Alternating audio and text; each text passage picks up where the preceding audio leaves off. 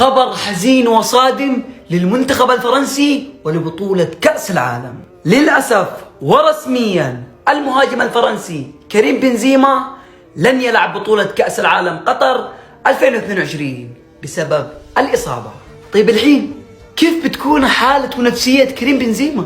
هذا اللاعب اللي استبعد عن يورو 16 ظلما، واستبعد عن بطولة كأس العالم 2018 ظلما، وقدم أداء ورجع لمستواه رغم الضغوطات، وقدم أداء في اليورو، أتى لكأس العالم وهو أفضل لاعب في العالم، لاعب أتى لقطر وهو حامل الكرة الذهبية. هذا غير إنه نحن ما التمسنا عذر لبنزيما لما غاب عن مباريات ريال مدريد الأخيرة، وقلنا إنه يتهرب عشان يحضر كأس العالم، وطلع اللاعب حقيقة اللاعب مصاب، اللاعب قاعد يتهرب من خبر الإصابة بسبب إنه يبغى يلعب بطولة كأس العالم.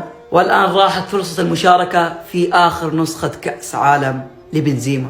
هذا قضاء الله وقدره، وبنزيما لاعب مسلم ويعرف معنى قضاء الله وقدره، والخير فيما اختاره الله، والله يعوض كريم بنزيما باللي أفضل والقادم أجمل بإذن الله.